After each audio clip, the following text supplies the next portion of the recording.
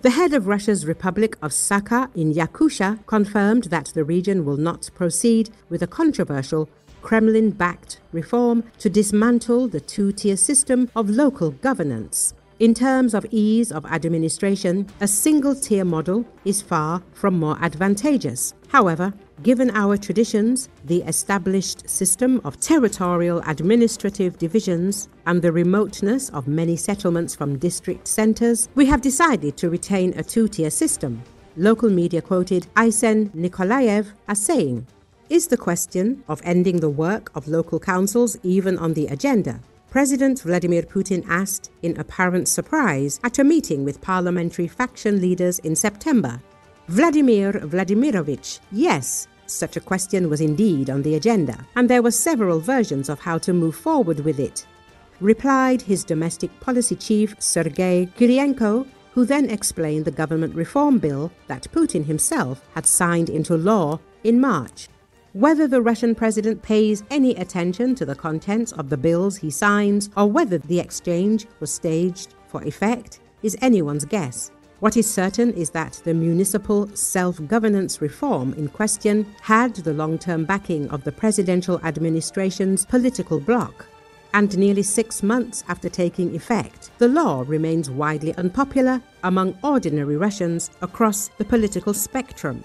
The fiercest opposition has come from residents of the Siberian Republic of Altai. The reform aims to do away with local government bodies in rural communities, further consolidating power in regional administrations. This change would be acutely felt in the predominantly rural regions of the Far East and Siberia, including Altai, where just 221,500 people live on a territory roughly the size of Hungary, and the capital, Gorno-Altaysk, is the only city.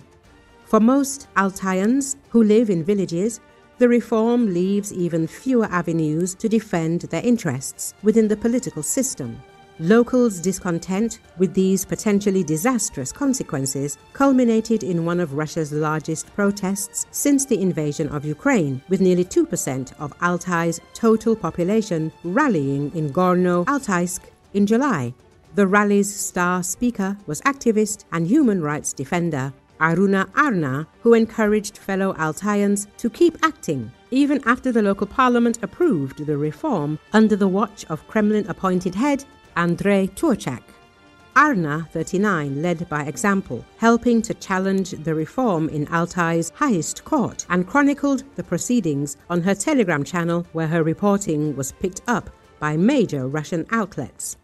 Arna and other local activists called on Altai's Supreme Court to annul the parliament's vote in favor of the government reform, citing alleged violations during the voting process. The court's ruling on the case was announced as hundreds gathered outside the court building. After activist and lawyer Dmitry Todoshev, a plaintiff in the case, relayed the ruling, the crowd joined in chanting, "Shame on the judge." Arna, in turn, called the ruling a spit in the face of ordinary people in a video message filmed outside the courthouse.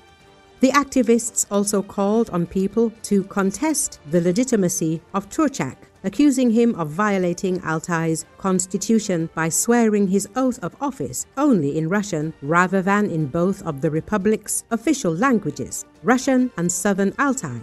Whether the chief reason for the designation was Arna's resolute opposition to the reform, a personal attack on Turchak, or firm support for controversial healer-turned-political figure Svetlana Ladarus remains unclear. Then local police stormed Arna's home and detained her following the raid. The incident prompted an outpour of support for Arna, who was released from custody the next day with restrictions on her movements and activities. Though media reports often single out Arna and the sole leader of the Altai protests, others are keeping up the fight in the meantime. In Shebalino, a village of 5,100 people in northwestern Altai, 13 local deputies have refused to amend the village charter in a way that would allow for the dissolution of their council. Shebalino deputies Utkul Maninov and Yakov Murketov will hold a public meeting with constituents, a gathering announced soon after authorities in Gorno-Altaysk, 119 kilometers away, banned activists from holding another anti-reform rally. We invite all the patriots worried about our small motherland to meet the deputies. On the agenda will be a discussion of the local self-government reform. Merkatov wrote on VKontakte.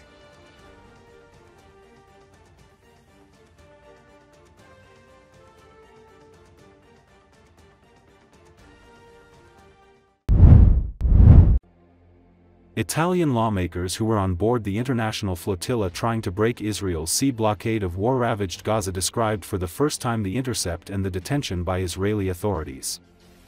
According to Associated Press, they spent weeks in navigation and a few days in Israeli custody. The parliament members belonged to the several Italian opposition parties, such as Democratic Party, the Five Stars Movement and Alliance Green and Left. Benedetta Scuderi, European Parliament member for Alliance Green and Left, said, "We were illegally kidnapped and detained by the Israeli forces because we were still international waters. We were like a civil embarkation boat in international waters and we were stopped, kidnapped, and illegally detained." Marco Croatti, Italian senator for Five Stars Movement, said, "They threatened us in every way as if we were terrorists, and we only had humanitarian aid. Peaceful, non-violent people who wanted to bring hope." The lawmakers would not give many details about the detention to protect, they said, the delicate situation of the other crew members who are still in Israeli custody.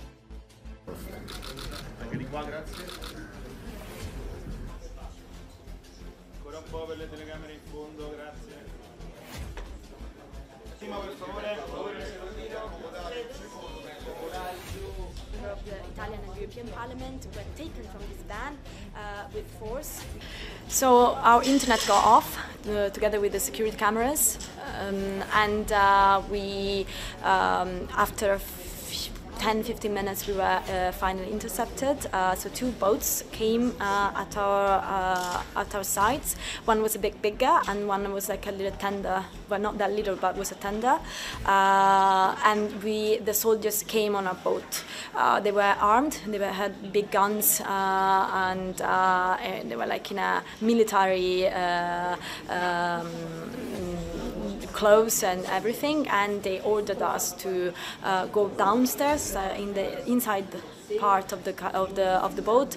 They checked us. They checked the bags on us. They took our phones, and then after that they asked to stay inside. They asked us to stay inside, and they took the control of the boat. We stayed inside for more than 10 hours. We didn't know where we were going. We couldn't ask. We asked. They said they couldn't answer. They didn't want to answer. And after more than 10 hours, we got to the Ashdod port. So basically what happened, we were kidnapped. We were illegally kidnapped and detained by the Israeli forces because we were still international waters.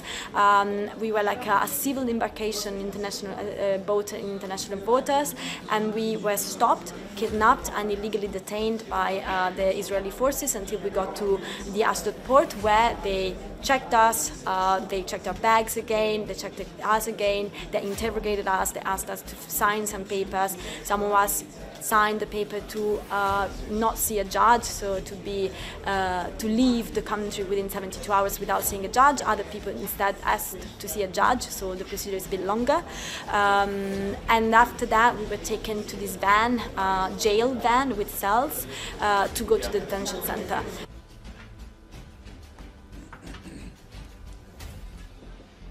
Sono stato portato via illegalmente in acque internazionali su una barca battente bandiera italiana insieme a persone che avevano un unico obiettivo: portare della speranza a Gaza, delle barche piene solamente di scatoloni di cibo, forse cibo illegale perché c'erano marmellate, c'erano biscotti, oppure c'erano cose energetiche per i bambini, quindi questa è l'illegalità. E ci hanno chiamato terroristi, ci hanno minacciato in tutte le maniere come se fossimo dei terroristi e avevamo solo aiuti umanitari. Persone pacifiche, non violente, che volevano portare della speranza in una terra. Lo sapevamo che era simbolico quello che c'era dentro le nostre barche. che non avrebbe sfamato 60.000 persone che sono state cacciate, non avrebbero salvato i 20.000 bambini uccisi, non avrebbero salvato i 60.000 cittadini di Gaza uccisi, non avrebbero fatto niente per salvare quella terra. Però volevamo portare della speranza in quel posto.